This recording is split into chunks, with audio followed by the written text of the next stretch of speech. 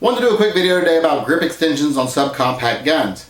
I had just bought a Glock 33 today and I posted a video about it, and the very first comment I got was, the grip looks a little small, in which I replied I always put a +1 extension on it.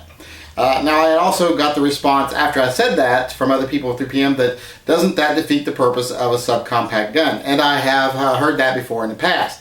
And no, I do not believe it defeats the purpose of a subcompact gun at all. In fact, I think the grip extensions on subcompacts only have positives. They don't really have any negatives.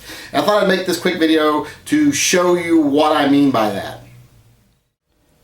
Okay, what I'm going to try to show in this video is that it's not the front part of the grips that print. It's the back of the grip and the back of the slide. When you see those little bumps, it's usually this part and this part. So it's this part and this part. It's not the front part.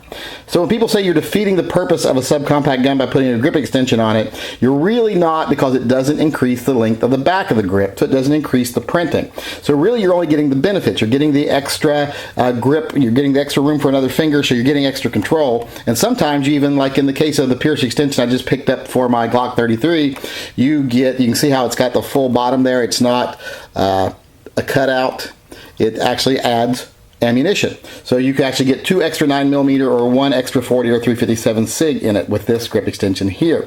The Smith & Wessons, for some reason, they just do the little hollow extension, which I don't like. I'm like, if you're going to do this, why not flesh that out, add an extra round? And I've been looking for a replacement secondary market extension. I haven't found one yet, so I don't know if they exist. But if they do, I'll be getting one.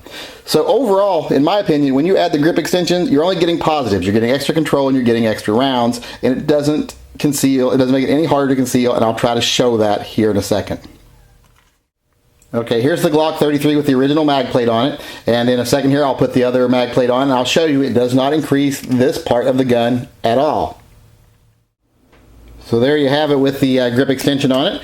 As you can see, it gives me an extra finger grip on the front, which equals more control, more stability. It also gives me an extra round, since this is 357 SIG. It would give me 2 extra rounds of his 9mm. And it does not increase the length of the back of the gun, so it's not going to really increase the printing.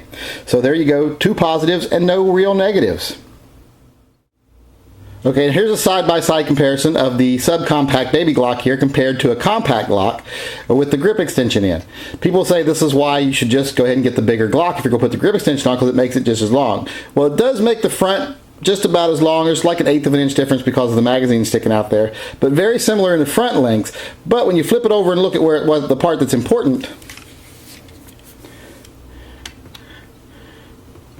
when you look at the back and what's going to be printing, still a huge difference. That is not the same as carrying the 1-up size Glock. It's still much smaller, much easier to conceal, doesn't print nearly as bad. So that whole, if you're going to put the extension on it, you just might as well carry the bigger Glock thing, is just not true if you ask me. Okay, as you can see here when I'm carrying, like I say, I carry with just a t-shirt all the time. T-shirt. Carry here at about 4 o'clock position, between 4 and 4:30, or between 3:30 and 4:30, usually depending on what pants I'm wearing and what holster I'm wearing. And as you can see, the parts you see the most is not the little piece down here at the bottom of the grip. It's the back of the grip right here and the top of the frame right here. Those are the points that print the most, not this part down here. Now you see the little line here, but you don't really see a lot of printing from the bottom except for when I'm showing it to you there. Now this is with the flat magazine. This is the Glock with my flat magazine in it. Now I will change out to the extended mag. Okay, now I have switched out to the extended mag. As you can tell, there's really just not that much difference. I mean, not enough of a difference to make it worth having the gun be harder to hold. The extra little bump you'll get down here, all you do is you kind of change the angle of the line you saw right here. You don't really change any printing at all. Like I said, the hardest part to conceal is this top part right here. That's the biggest bump right there. And the top back of the slide, the back of the frame right here is what determines how easy it is to see from how far it sticks away from your body right here. And like I say, I have the worst body type for concealing in this fashion because I've got lumps in all the wrong places and pushing things out to the outside. Most of my concealment is going to just concealing me, much less the gun. So still see not really much of a difference there. But if I change it out to my Glock 23, it becomes a little harder to conceal here, because the back part right here, this is the back of the slide, pushes back a little further, sticks out a little more when I'm moving the wrong angles here. Still not all that hard to conceal. I would still be happy with those bumps because, like I say, it's no one's business what's underneath my shirt. As long as it's covered, it's concealed. But that makes it a little harder. So the back of the grip right here is what makes it hard. You still got the same issue with the front of the grip, the back of the slide here. But the back of the grip really is what is hard to cover up here, and the magazine sticking out here a little bit.